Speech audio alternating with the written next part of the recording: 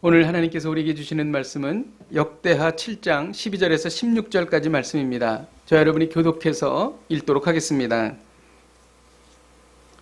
밤에 여호와께서 솔로몬에게 나타나사 그에게 이르시되 내가 이미 내 기도를 듣고 이곳을 택하여 내게 제사하는 성전을 삼았으니 혹 내가 하늘을 닫고 비를 내리지 아니하거나 혹 없게 하거나 혹 전염병이 내 백성 가운데 유행할 때에 내 이름으로 일컫는 내 백성이 그들의 악한 길에서 떠나 스스로 낮추고 기도하여 내 얼굴을 찾으면 내가 하늘에서 듣고 그들의 죄를 사하고 그들의 땅을 고칠지라. 이제 이것에서 하는 기도를 다 함께 이는 내가 이미 성전을 택하고 거룩하게 하여 내 이름을 여기에 영원히 있게 하였음이라. 내 눈과 마음이 항상 여기 있으리라. 아멘. 이 시간 우리가 나라와 민족을 위해서 같이 기도하겠습니다. 코로나19로 인해 한국교회가 회개하고 속히 질병과 역병이 사라지도록 기도하십시다. 일시적으로 드리는 한국교회 온라인 예배에 성령의 기름 부으심이 임하게 해달라고 기도하십시다. 대구 경북 지역의 감염, 모임별 집단 감염, 해외 유입 감염이 속히 사라지게 하여 주옵소서. 우리가 찬 목소리로 기도하시겠습니다. 하나님은 하나님 아버지, 코로나19로 인하여 우리가 회개하기를 원합니다. 하나님 아버지, 주님 우리를 불쌍히 여겨주옵소서. 하나님 아버지, 주여 아버지 하나님 한국교회가 회개하기를 원합니다. 질병과 역병이 사라지게 하여 주옵소서. 하나님 아버지, 일시적으로 드리는 한국교회 온라인 예배에 성령의 기름 부으심이 임하게 하여 주시옵소서.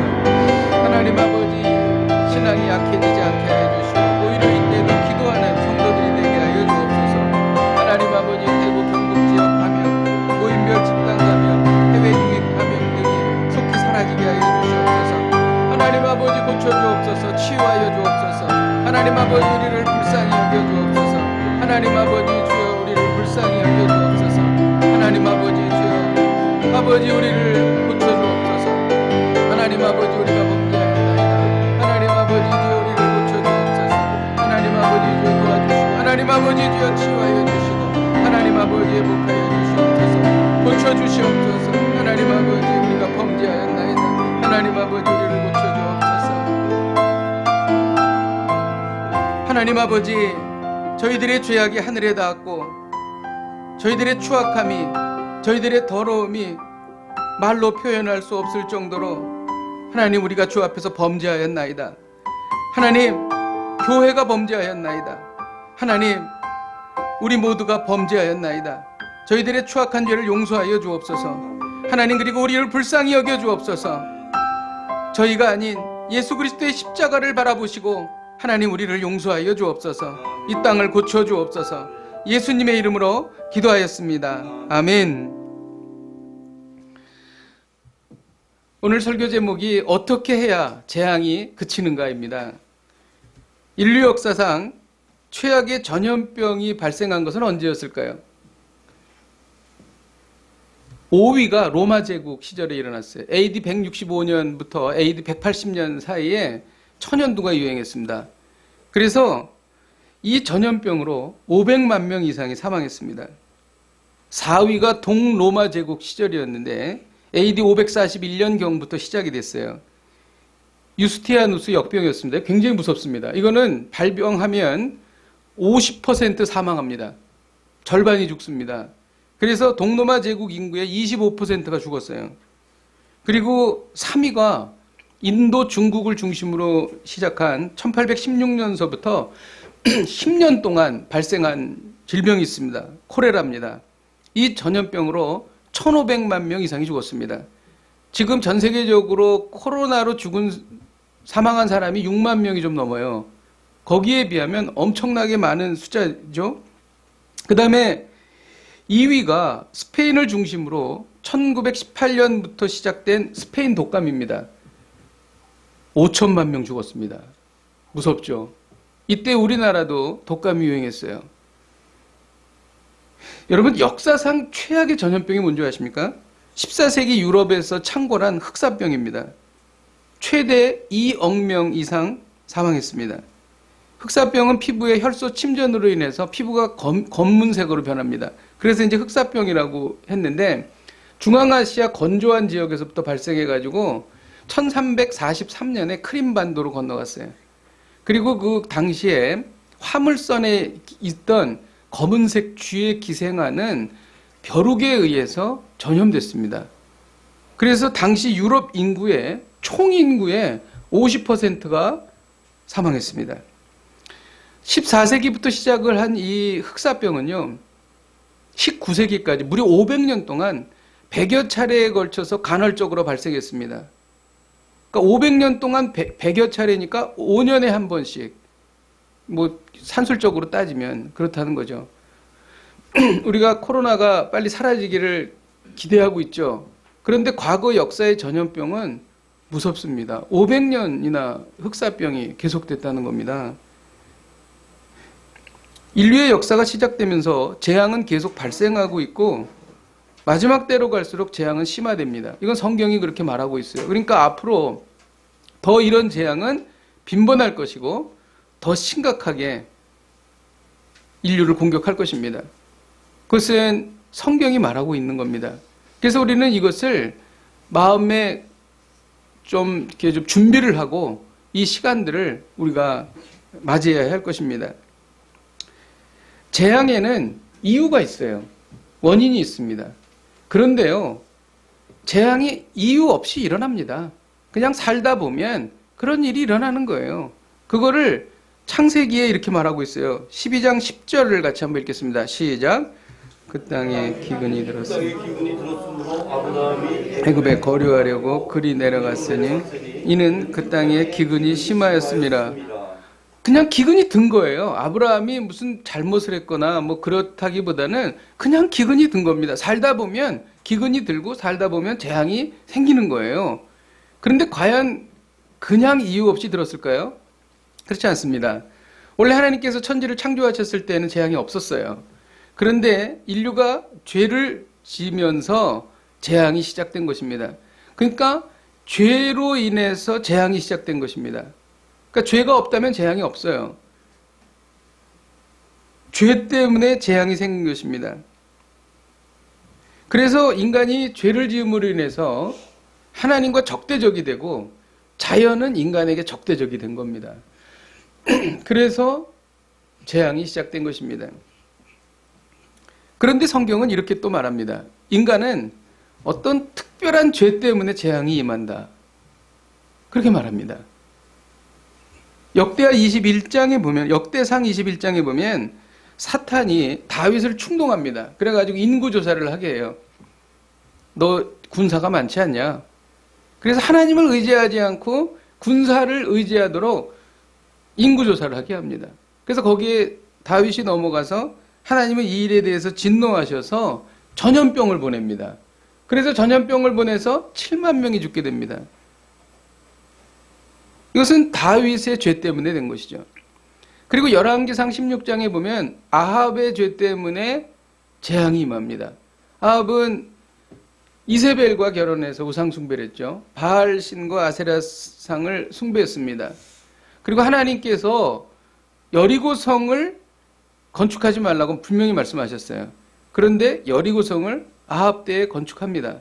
그래서 재앙이 임해서 하나님께서 수년 동안 비를 내리지 않으셨습니다. 이 끔찍한 과문, 이것은 아합 왕의 죄악 때문입니다. 우리가 한국교회를 생각하면 정말 가슴이 아픕니다. 더 이상 회복할 수 없을 정도로 한국교회는 타락한 것이 아닌가 그런 생각이 들 정도입니다. 일일이 어떤 이야기를 열거하지 않아도 우리 모두는 한국교회가 어떠한 죄를 지었는지를 우린 너무나 잘 알고 있고 너무나 안타까운 것은 그것을 회개하지 않는다는 겁니다. 너무 무섭지 않습니까? 회개하지 않아요. 한국교회의 타락은 전적으로 목회자의 타락입니다. 성도들은 삶과 신앙을 일치하지 않은 거예요. 근데 본격적으로 타락하기 시작한 것은 목회자입니다. 여기에 전적인 책임이 저는 목회자들에게 있다고 생각합니다. 한국 사회는 더 이상 교회를 좋게 보지 않습니다. 혐오한다는 표현도 많이 나와요. 여러분, 왜 이렇게 됐습니까? 죄입니다. 이 모든 일은 주님의 지상명령인 전도의 선교에 커다란 걸림돌이 되고 말았습니다. 이거를 어떻게 할 겁니까? 정통 교단이 타락의 길로 들어가자 이단이 성행하기 시작되었습니다. 한국 교회 역사상 이렇게 이단이 극성을 부리고 부흥한 것은 전례가 없습니다. 그 이유는 교회의 타락입니다. 신천지가요, 2019년도에 3만 6천 명이 늘어났어요. 신천지 역사상 최고의 성장세입니다. 젊은 사람들이 얼마나 많은지 모릅니다. 그 부흥을 왜 어떻게 이루었는가? 정통 교단의 타락으로부터 시작된 것입니다. 하나님의 교회는 100만 명이 넘어요. 신천지는 34만 명이 넘었습니다. 24만 명이 넘었습니다. 구원파, 통일교, 여러분, 구원파는 세월호 사건에 연루되었고 신천지는 코로나19 확산에 큰 역할을 했습니다. 한국 역사상 어려운 일이 있을 때에 이단들이 개입하는 것을 여기에서 봅니다. 이단은 이미 국민적인 재앙을 일으키는 세력이 되어버렸어요. 코로나 바이러스로 대한민국을 포함하여 온 세계가 고통당하고 있습니다. 여러분, 지금 우리가 성경을 봤습니다. 인간의 원죄 때문에 재앙은 일어난다. 그러니까 그냥 살다 보면 재앙을 당하는 거죠. 그런데 특별한 어떤 죄 때문에 재앙은 발생한다. 여러분, 지금 우리가 맞이하는 재앙이 무엇 때문에 생긴 거라고 여러분 생각하십니까? 여러분, 기도하시는 중에 각자에게 주신 하나님의 감동이 있으리라고 저는 믿습니다. 재앙에는 섭리가 있습니다. 온 세상은 하나님의 주권 아래 하나님께서 통치하십니다. 여러분, 참새 2마리가 한 아사리원에 팔리는 것도 하나님께서 허락하지 아니하시면 한 마리도 땅에 떨어지지 않는다는 거예요. 그러니까 모든 일어나는 일은 하나님의 주권하에 있는 겁니다.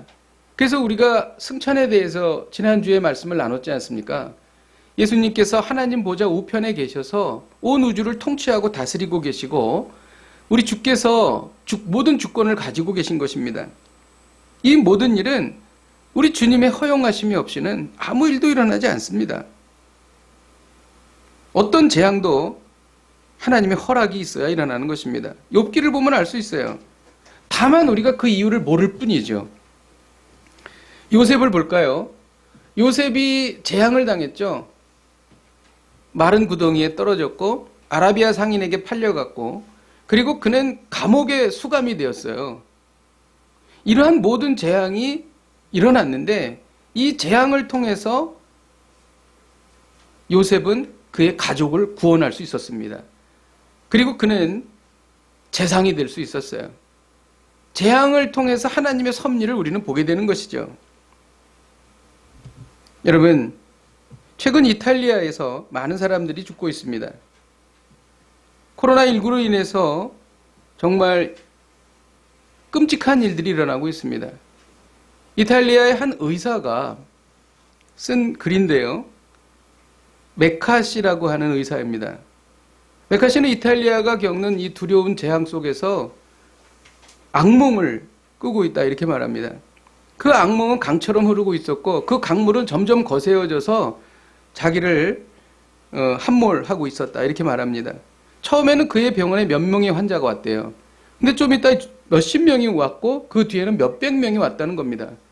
그래서 사람들이 계속 몰려오는데 자기가 환자를 고치는 의사가 아니라 이 사람은 집에 가서 죽음을 기다려야 될 사람이고 이 사람은 치료를 받아야 될 사람을 분류하는 분류자지 자기는 더 이상 의사가 아니었다는 거예요. 너무 많은 사람들이 오니까 2주 전까지만 해도 그와 그의 동료들은 불신자였습니다.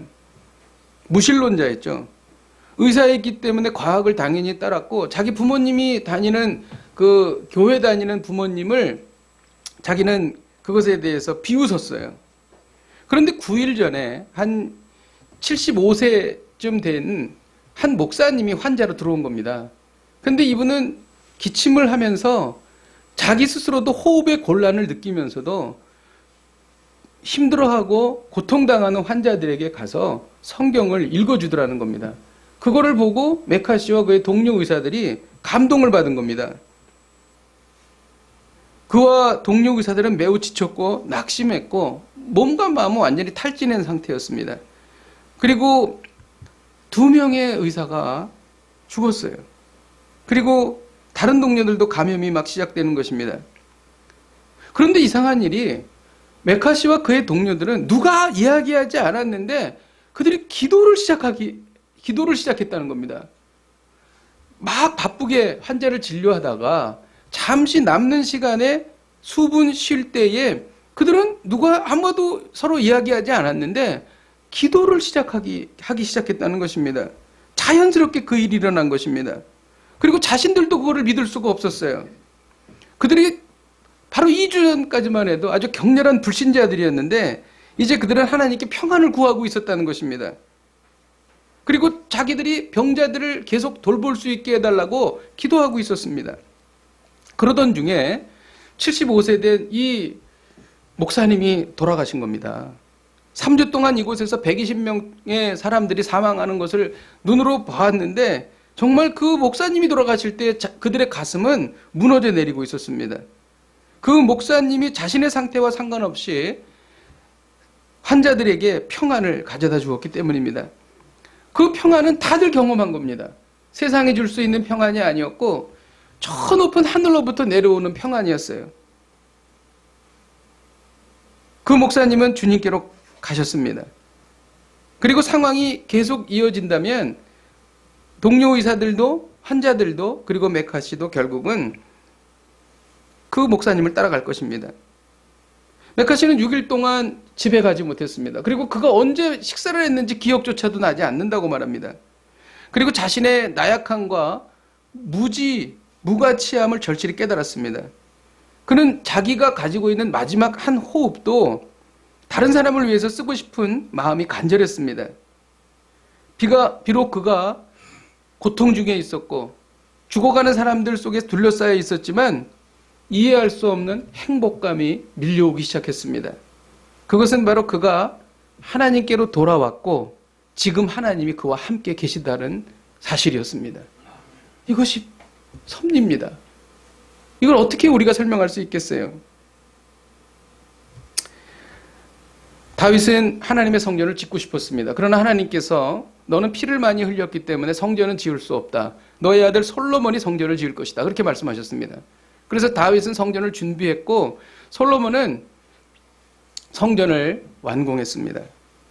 그리고 그는 뜨거운 감격으로 그 기쁨으로 하나님 앞에 감사 기도를 드렸습니다.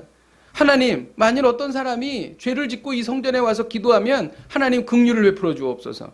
하나님, 우리 군대가 밖에 나가서 싸워서 패전한 이후에 성전을 향하여 기도하면 우리에게 긍휼을 베풀어 주옵소서. 하나님, 우리가 주께 범죄하여 가뭄이 일어났을 때에 이 성전을 향해서 기도하면 우리에게 긍휼을 베풀어 주옵소서. 이렇게 기도했습니다. 그리고 4번째 한 기도가 바로 전염병에 대한 기도입니다. 우리 역대하 6장 28절에서 30절을 같이 한번 읽도록 하겠습니다. 시작. 만일 이 땅에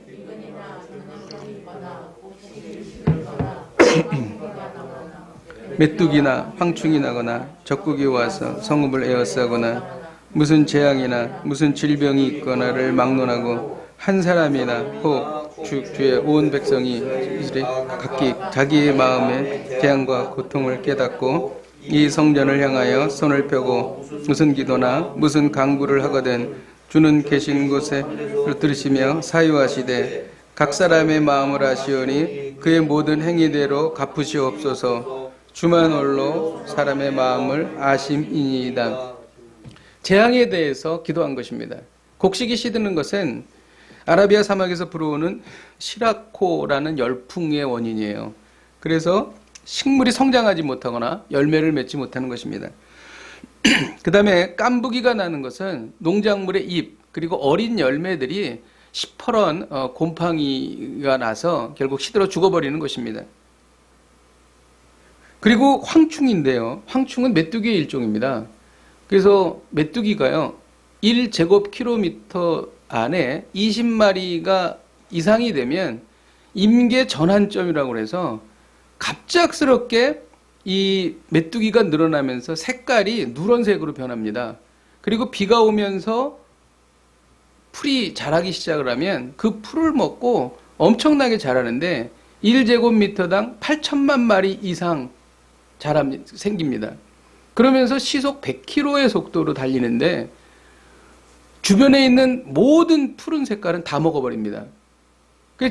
지금 이 황충이 아프리카 쪽에서 생겨가지고 중동을 지나서 인도를 거쳐서 지금 중국 신장까지 왔습니다. 그래서 지금 이게 상당히 긴장하고 있습니다. 중국 정부가. 이게 황충입니다. 그리고 이 황충이 과거에 있었고 또 이 재앙은 우리가 잘 아는 10가지 재앙, 출애굽 때 10가지 재앙에 메뚜기 재앙이 있는 것입니다. 솔로몬은 이러한 재앙이 닥칠 때에 성전에 와서 기도하면 응답해달라고 그는 간구했습니다. 기도를 마치자 불이 하늘에서 내려왔습니다. 그리고 성전의 제물, 번제물들을 다 태웠습니다. 그리고 여호와의 영광이 가득 찼습니다. 이것은 하나님께서 그 기도를 들으셨다는 것이죠. 여러분, 왜 오늘 우리가 이 말씀을 나누냐 하면 이 솔로몬의 기도가 재앙을 그치는 처방전이기 때문입니다. 이거는 성경이 분명히 우리에게 말하고 있는 것입니다. 재앙이 왔을 때 우리는 어떻게 해야 하는가? 역대하 7장 14절을 읽겠습니다. 시작. 내 이름으로 일컫는 내 백성이 그들의 악한 길에서 떠나 스스로 낮추고 기도하여 내 얼굴을 찾으면 내가 하늘에서 듣고 그들의 죄를 사하고 그들의 땅을 고칠지라. 아멘. 오늘 말씀은요, 악한 길에서 떠나 겸손히 간구하면 재앙은 사라진다는 것입니다. 악한 길에서 떠나는 것입니다. 이것이 유일한 방법이라는 것이죠. 시딤에서 이스라엘 백성들이 모압 여인들과 음행을 했습니다. 그리고 그들이 우상 숭배를 했습니다. 그래서 그때 하나님께서 전염병을 보내셨습니다. 이 전염병이 어떻게 그쳤냐 하면 이스라엘 남자가 미디안 여자와 음행하는 장소가 있었는데 거기에 비느하스가 가서 창으로 찔러 죽입니다. 그리고 나서 전염병이 그칩니다. 그것은 뭐냐면 악이 제거될 때에 하나님께서 재앙을 그치신다라는 것이죠. 저는 오늘 이 설교를 통해서 또 우리 온라인으로 듣는 분들을 설교를 들으시면서 우리 안에 있는 악이 제거되는 일이 일어나기를 바랍니다. 저는 정말 그렇게 기도하고 이 자리에 섰습니다.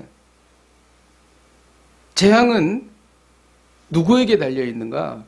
내 이름으로 일컫는 내 백성에게 달려 있습니다. 여러분, 재앙이 사라지는 것은 하나님의 백성이 회개할 때예요. 하나님의 백성이 하나님의 이름을 부를 때입니다. 하나님의 백성이 하나님에게로 돌아올 때예요. 그래야 재앙이 멈춥니다. 이것이 하나님의 법칙입니다, 여러분. 재앙은요, 하나님의 백성인 그리스도인들의 기도를 통해서 좌우된다는 것입니다.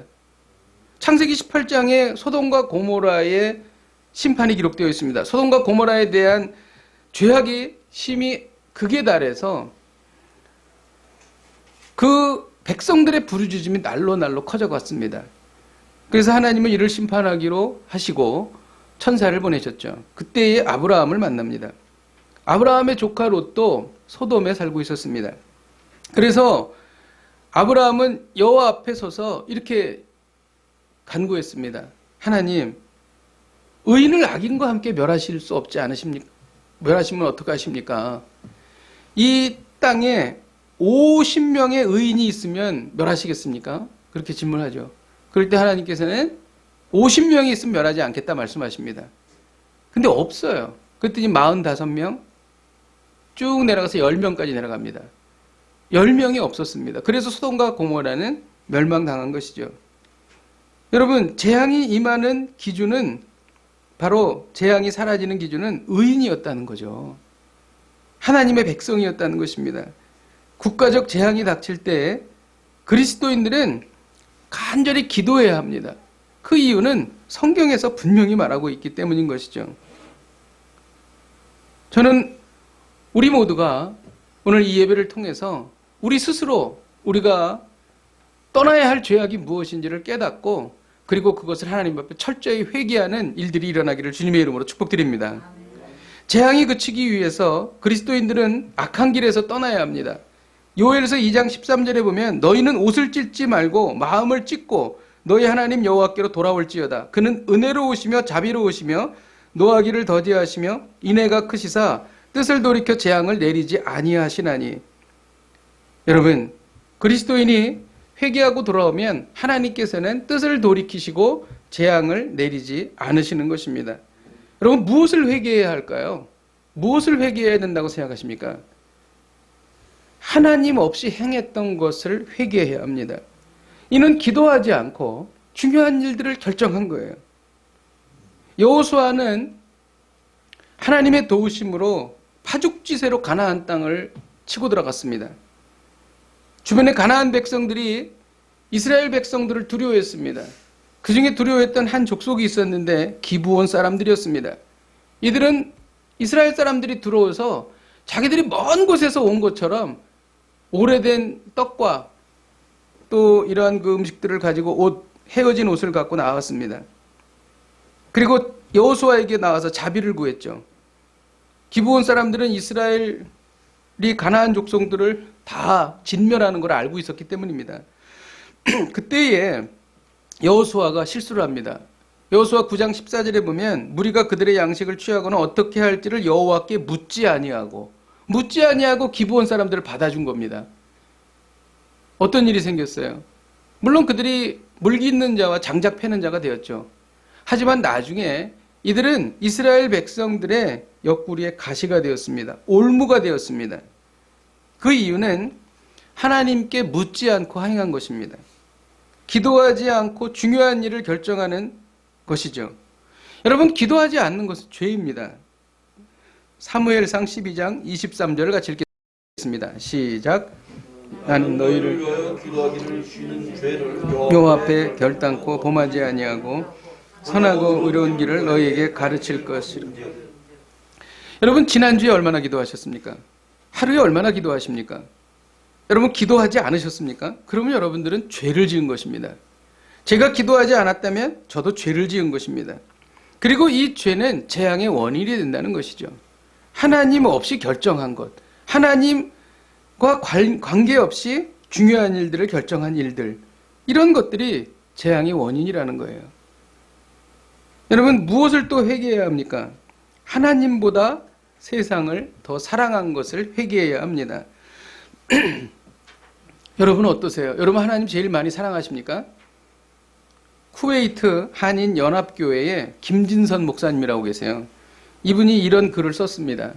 아마 들어보신 분도 있을 거예요. 1등은 하고 싶은 일, 2등은 해야 할 일, 3등은 하나님을 만나는 일. 하고 싶은 일 다 하고 해야 할 일도 다 마치고 그 후에 여유가 있으면 하나님을 만납니다. 그러니 하나님은 언제나 3등이십니다. 어려운 일이 생길 때도 하나님은 3등입니다. 내 힘대로 해보고 그래도 안 되면 가까이 있는 사람들에게 도와달라고 말해보고 그나마도 안 될 때 하나님을 부릅니다. 거리에서도 3등입니다. 내게 가장 가까이 있는 것은 내 자신, 그 다음은 내 마음을 알아주는 사람, 그 다음에야 저 멀리 하늘에 계신 하나님이십니다. 그런데 하나님께 나는 언제나 1등입니다. 무슨 일이 있어도 내가 부르기만 하면 도와주십니다. 내가 괴로워할 때는 만사를 제쳐놓고 달려오십니다.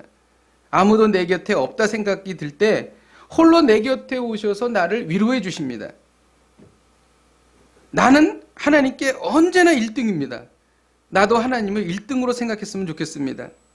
만사를 제쳐놓고 만나고 작은 고비 때마다 손을 꼭 붙잡는 내게 1등이신 하나님을 나도 1등으로 모시고 싶습니다. 우리에게 하나님께서 언제나 1등이 되기를 주님의 이름으로 축복드립니다. 이것이 바로 우리의 마음이 아닐까요? 여러분, 만일 우리가 늘 하나님을 3등으로 생각했다면 우리는 회개해야 합니다. 그리고 철저히 회개했다면 후속 조치를 취해야 돼요. 회개한 사람은 스스로 자기를 낮춥니다. 이는 하나님의 엄청난 은혜에 굴복해서 스스로 겸손히 낮아지는 것입니다. 하나님께서 복 주셔서 배부르고 등 따스워 가지고 얼마나 우리의 마음이 높아졌습니까? 그런데 눈에 보이지도 않는 바이러스 앞에 온 세계가 무너지지 않습니까? 이 모든 것은 하나님의 은혜임을 고백하고 우리는 낮아져야 합니다. 하나님, 우리가 지금까지 산 것은 전적인 하나님의 은혜이십니다. 자격 없는 저희들에게 분에 넘치는 은혜를 하나님께서 베풀어 주셨습니다. 우리 이렇게 고백해야 합니다. 그리고 기도하며 하나님의 얼굴을 찾아야 합니다. 여러분, 우리에게 새벽 기도가 죽어가고 있습니다. 한국의 수요 저녁 예배가 죽어가고 있습니다. 교회가 기도하지 않습니다. 기도하는 분들이 별로 많지 않습니다. 성도들이 기도하지 않습니다. 기도하지 않는 것은 하나님의 얼굴을 찾지 않는 것입니다. 하나님의 백성이 하나님의 얼굴을 찾지 않으면 끝난 겁니다. 끝난 거죠, 뭐. 예. 이게 우리의 현재의 상태입니다. 아무 소망이 없습니다. 그런데 기도해서 하나님의 얼굴을 찾으면 그때부터 상황이 바뀝니다. 회복됩니다. 스스로 낮추고 기도하여 하나님의 얼굴을 찾으면 내가 하늘에서 듣고 그들의 죄를 사하고 그들의 땅을 고치신다고 말씀하셨습니다. 여러분, 우리의 기도가 응답되는 이유는 우리가 잘해서가 아니에요. 역대하 7장 16절에 보면 이는 이미 내가 이미 이 성전을 택하고 거룩하게 하여 내 이름을 여기에 영원히 있게 하였습니다. 내 눈과 내 마음이 항상 여기에 있으리라. 이렇게 말씀하십니다. 여러분, 솔로몬이 성전에 와서 기도할 때 응답해달라 그래서 우리가 성전을 찾아가야 될까요? 성전은요, 우리 자신입니다. 예수 그리스도의 영이 거하는 우리가 성전입니다. 그래서 고린도전서 3장 16절에 보면 너희가 하나님의 성전인 것과 하나님의 성령이 너희 안에 거하시는 것을 알지 못하느냐 이렇게 말하고 있는 것입니다. 여러분, 우리의 자격이 있어서가 아니라 우리는 초라하고 추하고 보잘것없고 더럽고 냄새나요. 하지만 주님께서 십자가에 죽으셨기 때문입니다. 그래서 주님께서 우리를 성전으로 삼으시고 우리가 기도할 때 우리의 기도를 응답해 주시는 거예요. 이게 바로 이유와 근거가 되는 것입니다. 오늘 이 말씀을 통해서 우리가 배우는 것이 무엇입니까? 악한 길에서 떠나 겸손히 간구하면 재앙은 사라진다는 것입니다. 여러분, 어떤 분은 그럴지 모르겠어요. 뭐 다 아는 얘기를 하시네요. 여러분, 그러나 이대로 실천하는 사람은 별로 없습니다. 그러나 이렇게 하면 반드시 재앙은 사라집니다. 이 금과 옥조 같은 하나님의 말씀. 인간이 죄를 지어서 인간의 역사가 끝날 때까지 재앙은 끝나지 않을 겁니다. 그것은 더 심화되고 빈번하게 일어날 것입니다. 그때마다 하나님께서는 우리에게 처방전을 주셨어요. 악한 길에서 떠나 겸손히 간구하면 재앙은 사라진다. 여러분, 이 말씀을 마음속에 새기시기를 주님의 이름으로 축복드립니다. 12절에 보면 내가 이미 내 기도를 듣고 오라고 기록합니다. 솔로몬 성전을 완공하고 하나님께 기도했고 솔로몬이 성전을 완공하고 하나님께 기도했고 하나님은 그 기도에 응답하셨어요. 내가 이미 내 기도를 들었다. 그런데요, 이것이 솔로몬이 기도하고 나서 13년 뒤에 하나님이 응답하신 거예요. 솔로몬은 7년 동안 성전을 건축하고 13년 동안 왕궁을 건축했습니다. 7년 동안 성전을 건축하고 하나님께 이 기도를 드렸어요. 그런데 하나님께서는 솔로몬이 왕궁을 건축하고 13년이 지난 뒤에서야 응답을 하셨습니다. 내가 네 기도를 들었다. 여러분, 왜 13년 뒤에나 응답하셨을까요? 그때가 솔로몬에게 가장 적절한 시기였기 때문입니다. 그때는 솔로몬이 모든 것을 다 이룬 시점이었어요. 그의 마음이 한껏 부풀어 올라서 번영과 영광의 시기를 누려서 그는 영적으로 해이해질 수 있는 시기였고 교만해질 수 있는 아주 위험한 시기였습니다. 그래서 하나님께서 그 시기에 응답하신 것입니다. 그래서 기도의 중요성과 경각심을 심어주기 위해서 13년 뒤에 응답하신 것입니다. 아브라함의 경우도 그래요. 75세 때에 아들을 주시겠다고 하셨는데 100세 때에 주셨습니다. 25년 뒤에나 주셨어요. 그 이유가 뭡니까? 자기가 더 이상 아이를 생산할 수 없는 나이가 되었을 때 응답해 주신 거예요. 그래야 하나님께서 하신 것을 분명히 알기 때문에 가장 적절한 타이밍이었다는 것이죠. 나사로가 죽을 때도 마찬가지였어요. 마리아와 마르다의 오라비 나사로가 죽었을 때에 예수님께서는 이틀이나 그 소식을 듣고도 그 사역지에 머물고 계셨습니다. 그리고 나사로는 결국 죽었고 그 팔레스타인 지역의 더운 지역에서 썩은 냄새가 날 정도까지 됐습니다. 그때 주님께서 가셔서 나사로야 나오너라 말씀하시면서 살아난 것입니다. 왜 그때 응답하셨을까요? 완전히 죽어서 썩은 냄새가 나서 사람이 살아나는 것을 사람들이 봤을 때 주님께서 진실로 생명이시구나, 길이요 진리요 생명이시구나 라는 것을 알 수 있기 때문인 것입니다. 가장 적절한 타이밍이죠. 여러분, 응답이 늦어지십니까? 응답이 안 되는 것처럼 느껴지십니까? 그러나 믿음의 기도는 결코 땅에 떨어지지 않습니다. 이거는 제가 그동안 신앙생활하면서 저 나름대로 경험한 것이기도 합니다. 우리가 코로나19 사태를 위한 기도를 합니다. 그러나 하나님께서는 가장 적절한 시기에 응답하실 것입니다. 하나님의 섭리를 보이시고 우리에게 가장 적절한 시점에 가장 좋은 방법으로 응답이 될 것입니다. 예수님은 마가복음 11장 24절에 이렇게 말씀하셨어요. 그러므로 내가 너희에게 말하노니 무엇이든지 기도하고 구하는 것을 받은 줄로 믿으라. 그리하면 너희에게 그대로 되리라. 그대로 되더라고요. 여러분, 그대로 됩니다. 그 말씀이 바로 내가 내 기도를 듣고 라는 말씀의 깊은 의미인 것입니다. 오늘 하나님은 우리에게 말씀하십니다. 오늘 하나님은 대한민국에게 말씀하십니다. 전 세계를 향해서 말씀하십니다. 악한 길에서 떠나 겸손히 간구하면 재앙은 사라진다. 악한 길에서 떠나 겸손히 간구하면 재앙은 사라진다. 이를 위해서 하나님 없이 행했던 것을 회개하십시다. 그리고 하나님보다 세상을 더 사랑했던 것을 회개하십시다. 우리 함께 찬양하고 기도하겠습니다. 가사를 생각하며 오 예수님 내가 옵니다. 우리 같이 찬양하십시다. 우리가 이 찬양하면서 우리가 어떤 악에서 떠나야 하는지를 깨닫기를 원합니다.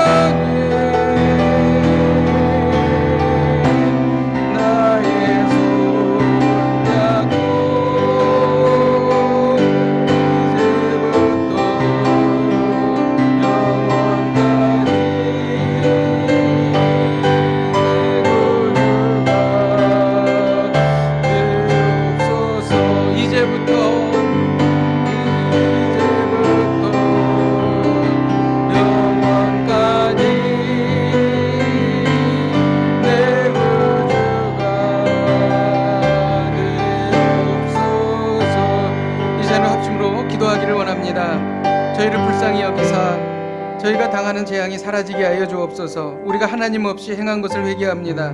우리가 하나님보다 세상을 더 사랑한 것을 회개합니다. 저희를 낮추고 기도하여 하나님의 얼굴을 구합니다. 질병과 역병에서 건져 주시옵소서. 우리 함께 통성으로 기도하시겠습니다. 하나님 아버지, 주님 앞에 기도합니다. 하나님 아버지, 주여, 우리가 이 아버지 하나님 끔찍한 재앙으로부터 벗어나기를 원합니다. 하나님 아버지, 우리가 하나님 없이 행한 것을 회개합니다. 하나님, 우리를 불쌍히 여겨주시옵소서. 우리가 하나님보다 세상을 사랑한 것을 회개합니다. 하나님 아버지, 주여, 저희를 낮추 기도하여 하나님의 얼굴을 구합니다. 하나님 아버지, 우리가 죄악으로부터 떠나 하나님 아버지 주님 앞에 나아갑니다. 우리의 스스로를 낮추고 하나님 기도하여 하나님께 구합니다. 하나님 아버지, 우리를 불쌍히 여겨주시고 우리의 추악한 죄를 용서하여 주시고 하나님 아버지, 불병과 역병이 속히 사라지게 하여 주시옵소서. 하나님 아버지, 주여 기도합니다. 주님 주하여 주시고 하나님 아버지, 주여, 이 모든 어려움으로부터 벗어나는 놀라운 은혜를 우리에게 베풀어 주시옵소서. 주님만 바라봅니다. 주님만 바라보니 주님 불쌍히 여겨주시옵소서. 우리가 이어서 기도할 때에 하나님의 응답을 불신한 것을 용서하여 주옵소서. 하나님께서는 가장 적절한 때에 가장 좋은 방법으로 응답하실 줄 믿습니다. 이 응답이 우리의 자격이나 공로가 아니라 예수 그리스도의 십자가의 공로임을 믿습니다. 하나님의 응답의 때까지 감당할 수 있는 믿음과 능력을, 인내를 허락하여 주시옵소서. 우리 함께 통성으로 기도하시겠습니다. 하나님 아버지, 하나님의 응답을 불신한 것을 용서하여 주시옵소서. 하나님 아버지, 우리의 불신을 용서하여 주옵소서. 하나님께서는 가장 적절한 때에 가장 좋은 방법으로 응답하실 줄로 믿습니다. 하나님 아버지, 응답이 우리의 자격이나 공로가 아니라 하나님 아버지, 주여, 예수 그리스도의 십자가의 공로인 줄로 믿습니다. 하나님의 응답의 때까지 하나님 아버지 감당할 수 있는 믿음과 능력을 허락하여 주시옵소서. 하나님 아버지, 주님 앞에 기도하며 나아갑니다. 하나님 역사하여 주시옵소서. 하나님 아버지, 주여 도우시고 인도하여 주시옵소서. 하나님 아버지, 오랜 시간 동안 고질적으로 악행을 행하고 죄악을 일삼았던 저희들을 용서하여 주시옵소서. 하나님 아버지, 악한 길에서 떠나 겸손히 간구하며 또한 이를 통하여 재앙이 사라질 줄로 믿습니다. 하나님 아버지, 우리에게 이 은혜를 허락하여 주시옵소서. 모든 악이 떠나가며 성령의 충만함으로 예수 그리스도의 십자가의 능력으로 거룩하게 하여 주시옵소서. 그리하여 모든 질병과 역병이 떠나가는 것을 보게 하여 주시옵소서. 예수님의 이름으로 기도하였습니다. 아멘.